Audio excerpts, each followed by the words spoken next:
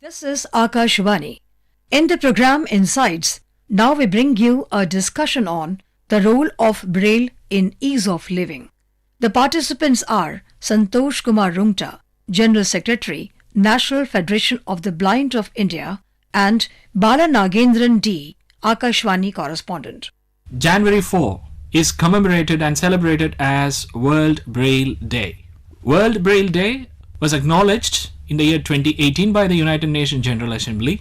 However, in India, Braille has got recognition earlier. There are few intellectuals who have been playing the pivotal role in bringing the awareness of Braille not only to the persons with blindness and visual impairment, but also to the sighted world, so that education, accessibility and inclusiveness are achieved. We have with us one of those personalities to share more about the role of Braille in ease of living. Mr. Santosh Kumar Rungta, General Secretary, National Federation of the Blind and a Senior Advocate, Supreme Court of India. Sir, welcome. Thank you. I would like to start with a very basic question for the benefit of our listeners. We have been finding that Braille has been noted as a script or language or an instrument. So for us, tell us, what is Braille? See, if you look at the usage of Braille, you would realize that Braille in fact is a mixture of all those which you just talked. And to me and to any blind person, it is a mode of communication. It is a means of learning. It is a means of livelihood. It is a means of self-dependence. Braille can be used to read and write is what generally known. Can it be used in all languages and in mathematics, science and whatever field we want? Yes, Braille is like any other means of communication used either as a script or language. It could be used for learning science, for scientific purposes by a blind. It could be used for mathematical solutions and learning mathematics. And it can be used for any other purpose. When we talk of usage of Braille, the biggest problem which one faces is with regard to medical emergencies. If someone falls ill, at that time, if blind is alone or couple is blind, in that case one of them falls ill, then you have to take medicines. You don't have anybody. Therefore, there is a movement now to have Braille coding on the medicines, pharmaceuticals, so that you can be independent even in taking your medications. So you can see it is a means of communication, it is a means of livelihood, it is a means of survival for the blind. So with that being said, I would like to take you back a little bit towards the historic aspect of the Braille. Actually, it is founded by or invented by the man born in France called Louis Braille, who born in the year 1809. Yes. So could you tell us when the Braille got recognition around the world and in India in particular? Around the world I will first come. In fact, even prior to Louis Braille, if we go back a little more in the history, a kind of communication means for blind was invented by Charles Barbier. He was in English Army, but that was only for a limited purpose. So it did not trickle down for the usage of general blind. But later on, Louis Braille, after the accident that he met with in his workshop, there was a necessity for him to invent something as an alternative of communicating, of learning, of living an independent life. So he invented this Braille, 6-dot Braille. Now with this different combinations of this 6-dot, we could form any alphabet of any language. We could form any symbol with different combinations of these 6 dots. We could form any symbol. Now the question is, when was it adopted for usage for the blind as a means of communication, as a means of learning?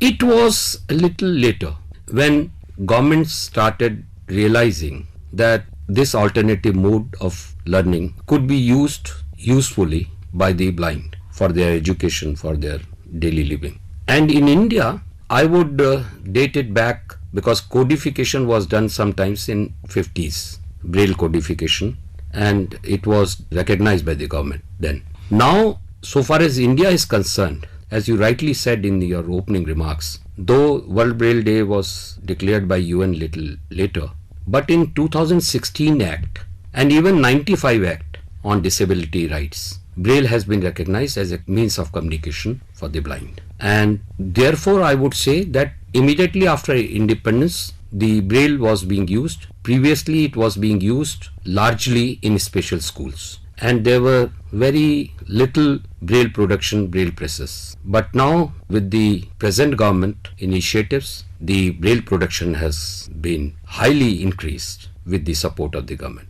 So talking about the government initiative, could you highlight some of the initiatives taken by the government where ease of living is ensured by means of promoting accessibility, especially with the introduction of Braille? Yes, let us start with education, for instance. It was for the first time that after the independence of India, that Braille and Braille presses and Braille production was focused in Indian budget, in the first budget introduced by late Shri Arun Jaitley ji. And there a sizable amount was earmarked for modernizing and augmenting the capacity of existing Braille presses and establishing new Braille presses, with a view to ensure that every child at the school level has Braille book in his or her hand, and that too at the beginning of the academic session. And all these books are now being provided by the Government of India, Department of Empowerment of Persons with Disabilities, under SIBDA scheme, free of charge throughout, whether one is in a special school or in the inclusive education setting. Now coming to the employment, the technological advancement has made it possible to shift the paper Braille to the soft Braille. That means through Braille displays in the form of orbit reader, refreshable Braille displays, etc. Now, Government of India has included these items in their ambitious ADAPT program, where the assistive devices are being given to the disabled, including blind, free of charge by the government. So that is a major initiative which has not only made it possible to strengthen the educational opportunities and quality education to blind, but also increase the opportunity for training, skill development and employment. Sir, you touched the area of employment. So I would like to bring an aspect from health economics through which I would like to connect the significance of Braille in daily life. The National Institute of Health has conducted a study, Cost of Illness and the Economic Burden of Blindness. As per the data, it is said that in India, more than 4.95 million are suffering from blindness or visual impairment. And the gross national income loss due to blindness is around 845 billion Indian rupees. The per capita loss for the person with blindness is estimated to be around 1,70,624 rupees. So the cumulative loss due to the blindness and visual impairment has increased thrice in 2 decades. By considering all these health related outcomes, if we put this into the introduction of Braille, do you think the Braille has reached to the persons who needs it desperately? I can't say that everybody has got it who need it, but I can definitely say that with the initiatives of the present government, Braille has reached to substantial number of persons who need it, and it has increased the employability, it has increased the potential, it has increased the independence and participation of blind in different lives. You may ask me why and how do you say this? See, if you don't have the mixture of or combination of technological development and making Braille easy and accessible inbuilt in those technological development, then you are restricting the employment opportunities. But with the initiative of the government, by including orbit reader and other refreshable displays in their ADAPT program, it has become possible and it has increased the reachability of those equipments, assistive devices, to many blind. I think with the usage of Braille, this cost loss that has been projected due to health reasons and growing blindness has come down and will come down, and ultimately it can create an opportunity to turn this loss into profit. I would like to ask you, what are the technological advancements which aids Braille to evolve? We need evolution in any sort of inventions. So could you highlight what are the technological advancements that makes the usage of Braille more easier than the past? See, in the past we had only paper Braille, and the problem with the paper Braille, as one may call it, is that it is not easy to carry. Now, with the technological advancement, it has been possible to have Braille display in the same orbit reader or Braille refreshable displays, which serves as computer as well as Braille output, and with that we can have voluminous thing in that equipment. With this technological development, we can do all surfing also and take the output in Braille on the Braille display, which is very small there in front of that assistive device. So this has revolutionized, and this has also decreased the cost of Braille production. Sir, I would like to bring another important aspect which the Government of India has done in terms of National Atlas and Thematic Mapping Organization, NATMO. Few years ago, we have seen that NATMO preparing Braille durable map to aid the persons with visual challenges. Could you please tell us what is the process, how the mapping and other barcode related items work with the induction of Braille?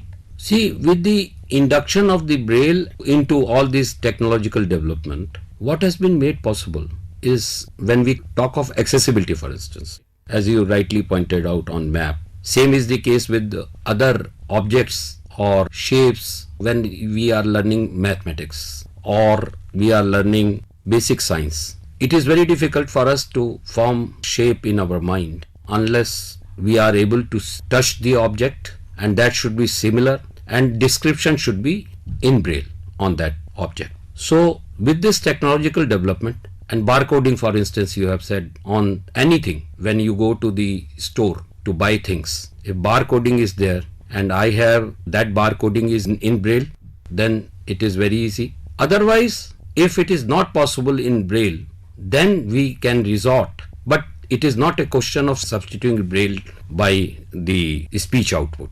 Then we can use the mobile phone, and like there are various apps. From that you could get a speech output, what that barcode is and what is that product, what is the price and all that. But ideally that should be in Braille. Your remarks of the future of Braille. How do you see that the Braille should evolve in the future in India so that inclusion and accessibility is achieved and it brings good to the country in the overall nation building?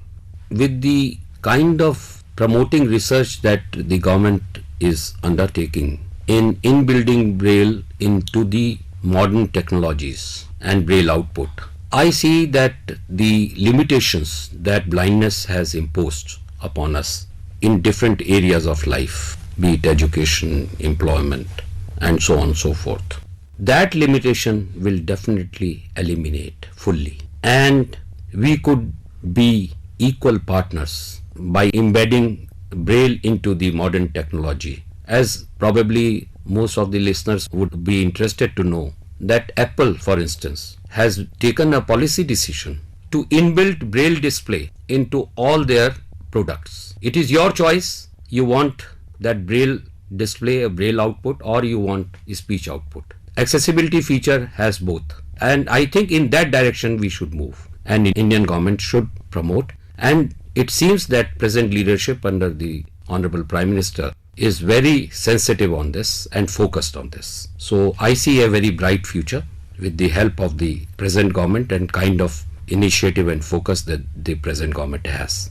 Sir, thank you so much. Thank you very much. You were listening to a discussion on the role of Braille in ease of living.